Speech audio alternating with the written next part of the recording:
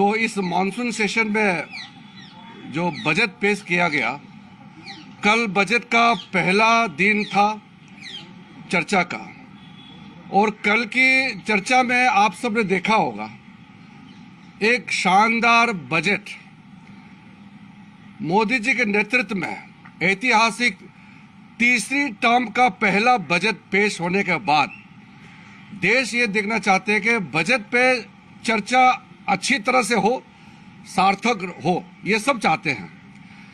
कल opposition party के कुछ मेंबर, खास करके कुछ दल के नेताओं ने जिस तरीके से बजट के समय में टिप्पणी की और जैसे भाषण दिया, मैं उसको सबसे पहले तो खंडन करना चाहता हूं कि बजट सेशन का गरिमा को नीचे गिरा करके इन्होंने सदन का अपमान भी किया है। प्रधानमंत्री जी ने पहले ही कह दिया कि दल के लिए जो कुछ करना था चुनाव में किया है, अब देश के लिए सबको मिलकर काम करना है। दल के लिए नहीं, देश के लिए अगले 5 साल देश के लिए सबको करना है, प्रधानमंत्री जी ने अपील किया। कल विपक्ष के लोग ने बजट के बारे में कुछ नहीं कहा, सिर्फ राजनीति की है। 2 चीजें विपक्ष के लोगों ने किया है कल। पहला तो देश का जनादेश, जनता का जनादेश को अपमान किया है और प्रधानमंत्री जी को गाली देने का काम विपक्ष के लोगों ने किया है। ये लोकतंत्र के लिए ठीक नहीं है। कल आप देखेंगे अच्छा से, आप पूरे वीडियो को भी आप फिर से देख लीजिए। एनडीए के जितने लोगों ने कल बजट चर्चा में भाग ली, सब ने बजट के बारे में अच्छी तरह से जिक्र किया और सुझाव दिया और अपना अपना राज्य में जो फायदा है उसको भी गिनती किया। विपक्ष के लोगों ने एक भी बजट में जो अच्छा प्रावधान है इसका बारे में जिक्र नहीं करते हुए सिर्फ गाली देने का काम किया है। लोकतंत्र में, दुनिया का सबसे बड़ा लोकतंत्र भारत का पार्लियामेंट में बजट के समय में बजट पे चर्चा नहीं करके राजनीतिक बात करके प्रधानमंत्री जी को गाली देने का काम करना, ये किसी को शोभा नहीं देते हैं। मैं पार्लियामेंट्री अफेयर्स मिनिस्टर होने के नाते फिर से अपील करता हूं कि बजट सेशन में बजट पे चर्चा होना चाहिए। मैं विस्तार में तो नहीं कहूंगा क्योंकि अभी सदन में चर्चा चल रही है, लेकिन जो बजट में इस बार निर्मला सीतारामन जी के द्वारा पेश किया गया है, मोदी जी का तीसरी टर्म में भारत का दुनिया का सबसे तीसरे बड़े अर्थशक्ति बनाने का, 3rd largest economy of the world बनाने का पूरा प्रावधान नींव इस बजट में रखा है। इसमें क्यों चर्चा नहीं होते हैं? बजट में 11,11,111 करोड़ कैपिटल इंफ्रास्ट्रक्चर के लिए, capital expenditure, world class infrastructure बनाने के लिए जो बजट आवंटन किया गया उसके बारे में विपक्ष के लोग क्यों चर्चा नहीं करते हैं? किसानों के लिए जो देश ने भूल गए थे, ऐसे छोटे छोटे ट्राइबल्स लोगों के लिए जो प्रावधान रखा है मोदी जी ने, उसके बारे में चर्चा क्यों नहीं करते हैं? दूर दराज नॉर्थ ईस्ट से लेकर के कोस्टल एरिया से जो फिशरमैन, फार्मर, यूथ का जॉब एम्प्लॉयमेंट क्रिएशन के लिए, महिलाओं के लिए, किसानों के लिए जो प्रावधान है, इसको चर्चा क्यों नहीं करते हैं? सिर्फ गाली देने का काम क्यों करते हैं?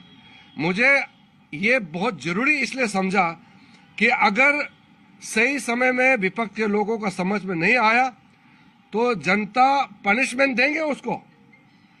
जनता ने जनादेश दिया है और सरकार चलाने के लिए मोदी जी को तीसरे टर्म भारत के लोगों ने दिया है। हम अपने आप सत्ता में नहीं आया, मोदी जी को तीसरे टर्म प्रधानमंत्री बनाने के लिए यह जनादेश भारत के जनता का है और भारत के जनता का इस निर्देश को आप इस गलत तरीके से अपमान करके और नैरेटिव बदलने का कोशिश करते हैं, ये बिल्कुल सही नहीं है। बजट सेशन, बजट पे चर्चा होना चाहिए। बताइए ना, इतना हिस्टोरिक जो बजटरी एलोकेशन हुए हैं हर सेक्टर के लिए, कैसा खर्चा करना चाहिए वो बताइए ना। विपक्ष के लोगों को यह बताना चाहिए कि इतना बड़ा बजट को खर्चा करने के लिए और क्या क्या कदम उठाना चाहिए, वो बताओ ना, सुझाव दो। सुझाव देने के लिए बजट सेशन होता है, यहाँ गाली गलौज देने के लिए बजट सेशन नहीं होते हैं। मैं बहुत अफसोस के साथ कह रहा हूं, लेकिन अपील भी कर रहा हूं कि कल पहला दिन बजट में जो विपक्ष के लोगों ने हरकतें की है वो दोबारा नहीं होना चाहिए। बजट के समय बजट पे चर्चा होना चाहिए। और साथ साथ हमारे एनडीए के जितने भी स्पीकर से मैं बधाई देता हूं, उन्होंने राजनीतिक भाषण नहीं दे करके बजट पे चर्चा किया और देश को आगे ले जाने के लिए अपना सुझाव भी दिया है।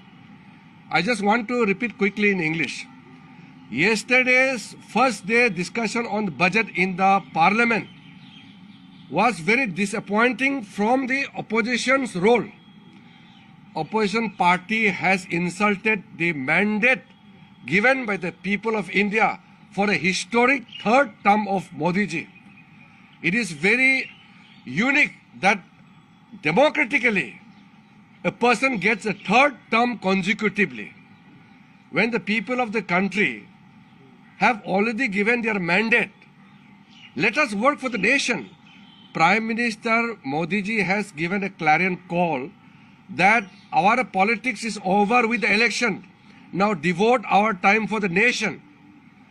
दल नहीं, देश के लिए जीना है, देश के लिए काम करना है। 5 साल के बाद फिर से चुनाव जाएंगे, तब राजनीतिक करो। That is what Prime Minister Modi ji has made an appeal. Yesterday, all the opposition parties had done two things. Number one, to insult the mandate given by the people of the country and to insult Prime Minister's historic third term. The third term is a unique opportunity for anybody in a democratic setup.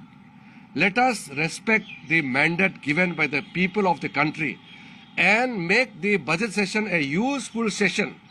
I would welcome all important suggestions and comments on the budget. Don't resort to abuse and insult. Yesterday, the only thing the opposition people who spoke on the floor of the House had resorted to insulting the Prime Minister and also insulted the mandate given by the people of this country. So, with the beginning of second day of the budget discussion, I would urge everybody to speak on budget and don't resort to any kind of unparliamentary conduct and speeches which will demean their own position and the standards of the parliament. People of the country want to see healthy debates and discussions on the floor of the parliament. Let us respect the mandate of the people, and people of the country will not tolerate the mandate given to the Prime Minister Modi's third term. It is the mandate of the people of the country. If anybody tries to insult the people's verdict, people will punish. But that we will do in the election time. This is not election time. This is a budget session. Let us discuss on budget, and all the floor leaders, especially the political leaders of opposition party, they must tell their MPs not to create ruckus in the parliament, and let us have a civilized, sensitive, sensible and constructive debates and discussion during this budget session of the parliament. Thank you. Once an opposition post presentation of budget have decided that their CMs, opposition rule CMs, will not attend the Niti Aayog meeting because they say their states have been neglected in the budget. How do you respond to this? This is not a time for politics. It is time for constructive engagement, coordination and cooperation to make Viksit Bharat. Prime Minister has already given a clear-cut timeline. Within the third term of Modi ji's prime ministership, India will become the third biggest economy in the world. Let us come together and work for the nation. Let us not do politics on such important matter, and during budget session, let us concentrate on budget. The mandate must be respected, but we are now seeing as to how opposition is saying that it's a weak government and very soon change will be there. Your comments on this control statement which is being made by the opposition leader? See, I am very clear about it.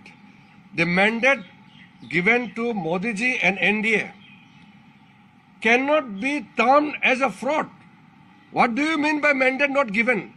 Where has this mandate come from? Has the mandate to Modi ji come from the heaven? It has come from the people of this country. Why are they insulting the mandate given by the people of this country? And the Congress is reduced to 99 seats even in their third attempt. Is that a mandate? Every NDA candidate fought in the name of Modi ji's leadership as a Prime Minister candidate. So yesterday, through the whole day, we have seen that how opposition parties have protested inside and outside the parliament as well. They have been saying that this is a compromise budget. This budget is NDA budget and not an India budget. Nothing had been given to such states which are non-BJP. Let us appreciate such a balanced, beautiful, progressive budget and discuss on the provisions of the budget. Let us not play politics on the budget. Politics you can play outside, but during budget session, while discussing on the budget, let us discuss on the merits of the budget which is going to make India a Viksit Bharat. Let us debate and discuss on that. Let us not divert. So yesterday, Trinamool Congress was up in arms, and we saw what Abhishek Banerjee said on the floor of the House. Today, they are planning to raise the issue of Sukant Majumdar, saying North Bengal must be made part of Northeast. Let us not divert ourselves. Let us concentrate on budget right now.